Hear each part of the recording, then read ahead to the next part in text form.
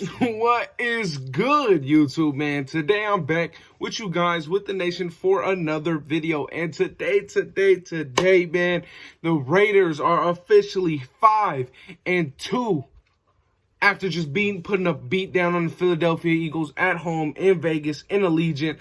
And we got a lot to talk about, man. We have a lot to talk about, in my opinion. The Raiders, again, put up a freaking clinic on for the second week in a row. I know the score doesn't really show how it really went, but the Eagles really never had a chance in this game besides in the first quarter, right? The Raiders just, freaking dominated this game, man. The Raiders really dominated this game. No doubt in my mind that this is a good play, that this is a team in a good position to go to the playoffs, man. But it's a lot to go through, man. I'm really excited. So look, starting off the game, Raiders let the Eagles drive down the field. They put up 7 points, right? Nothing crazy. That's how the game of football goes. But then we drive down the field ourselves. And what I like is that although we had the whole start slow narrative when Gruden was here, yes, technically what the score showed in the first quarter, the Raiders did start slow, right? The Raiders did not put up 7 points. They didn't put up 3 points in the first quarter. But in my opinion, we did not start slow, right? We still drove down the field. We were on the, 3-yard line before we threw a costly interception. But that shows that we're still in position to score. So I don't think it was a slow start. I just think it was an unfortunate chain of events that happened because in that second quarter, we put up 17 points, right? We put up 17 points, and that, in my opinion, that's not a slow start. It was just unfortunate that Derek Carr threw an interception. And speaking about Derek Carr, I cannot believe that this man just went 91.2% completion percentage in the NFL, man. 31 for 34. It's not like he threw 10 passes and only completed 9. No, he threw it 34 times and completed passes 31 times. And that's huge, man. That's really big, in my opinion. It's amazing. It is amazing. It truly is amazing. And what I will say, yes, we did just beat 2 mediocre teams, right? The Broncos started off 3-0. And in my opinion, the Philadelphia Eagles have a better roster than what their record shows. But what I really do like is the fact that great teams, good teams, they take care of business against a bad team. They don't make a bad team go in the game into the third quarter.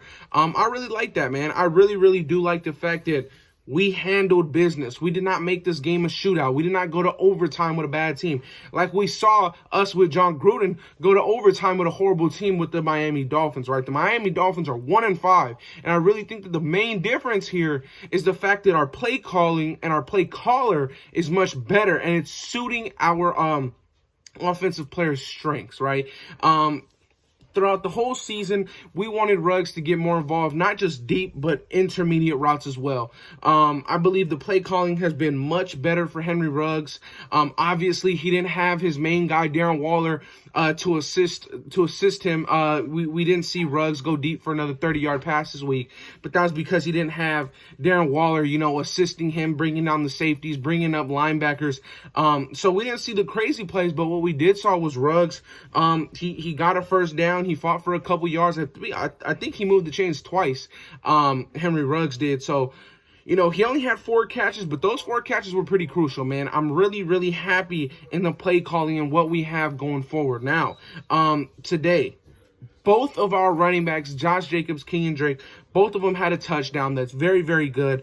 And what I will say as far as Josh Jacobs, he did post on his Instagram, his injury is not severe. He said on his Instagram, he is okay. He is all good. Nothing is wrong. So there you go. Nothing wrong with Josh Jacobs. But let me put it to you like this. Josh Jacobs, 6 carries, 29 yards, 4.8 yards average. That is very good. Just below 5 yards a carry. And same goes with Kenyon Drake. 14 carries, 69 yards, 4.9 yards per carry, just under 5 yards. The offensive line is really doing what they need to do now. I'm very happy. We also saw, as a play calling perspective, we saw Marcus Mariota get in. He ran a little read option, goes for 4 yards. Wonderful. It's really good. what I will say, man, I will have to give a lot of props to Greg Olsen. I really like the fact in the play design that we got to the Bryan Edwards touchdown. I love that design so much, man. You don't really allow the defense to react. You kind of use the fact of the motion rules and that kind of stuff. You use it to your advantage. And if you look at every great team right now in the NFL, or great offense right now in the NFL, they really use and abuse that motion advantage. And you see the Chiefs motion almost every play. You see the Cardinals do a lot of motion. You see the Chargers do a lot of motion. The reason is because it gives your guys a chance to get a little bit of steam going before they even catch the ball, before they even run the route.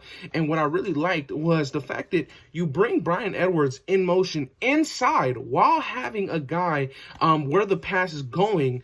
You have a blocker right there with Zay Jones was there to block just in case if the coverage was pretty tight, which it wasn't. Bryan Edwards beat his man pretty well because the motion, there was some miscommunication on their side. But I really, really like that play call, right? You only need 1 yard. You're not just running it up the gut where all their big guys can go up against our big guys and try and make a play that way.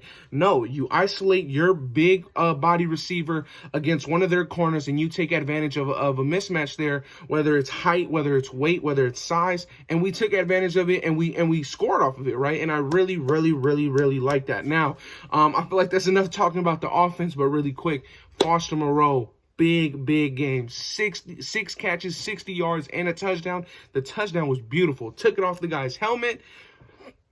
Great way to have National Tight Ends Day. That was a good day for Foster Moreau, so shout out to him. But I want to move to the defensive side of the ball, man. And the defense, yet again, coming up big, man. I have no shortages of good things to say about the defense. I mean, it all across the defensive line. Yannick Ngakoue, Max Crosby, Quentin Jefferson, Solomon Thomas, Carl Nassib had a great play as well. I would, though, like to see one thing about the defense is when we do face these mobile quarterbacks, the one thing I want to see more when we face these mobile quarterbacks is on the read options. We saw a lot of yards gained for Jalen Hurts today on the read option. And the reason why is because I feel like what Gus Bradley is doing, he's allowing his defensive ends to choose and to try and make a play, right? And that's 100% okay in my opinion. But we saw Jalen Hurts get a lot of yards. In fact, he got 70 yards off those. And that's 70 yards too many, right? In my opinion, when you have the read option, just tell your defensive end, stay disciplined, watch the quarterback, let him have to hand the ball off to all your help, which is inside with the defensive tackles, with the linebackers. Make the quarterback hand the ball off.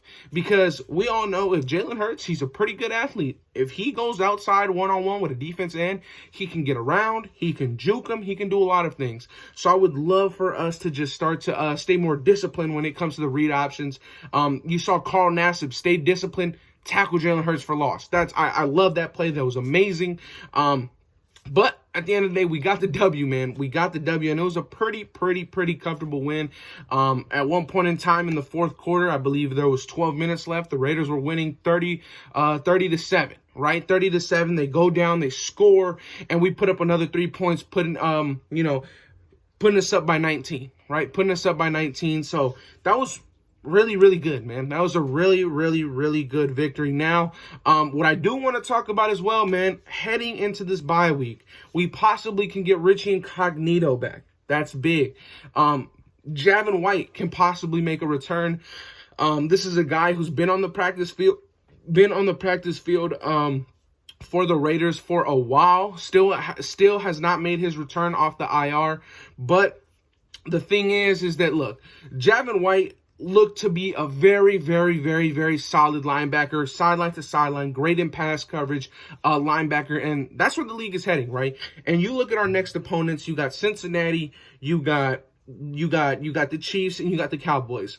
Those are big, heavy pass teams, right? Very heavy pass teams. So if you can get a Javin White back off the IR, and if you can get a Richie back off the IR, help bolster your offensive line, because I do think that Richie will play this year. There's no doubt in my mind about that. But let me talk about this, right? So going into the bye week, without a doubt, you should get Darren Waller back for week week 8 against the Giants. You should get Rich Incognito back. There's a possibility of getting Javin White back off the IR. He has been on the practice field multiple times. We just are yet to take him off the IR, so maybe he's not fully healthy just yet. Who knows? Who knows, right? Who knows? There's some big things that we can do, and shout out to all of our playmakers on the defensive side of the ball today. You know, Quentin Jefferson, in my opinion, made the biggest play of the game. They're driving down the field.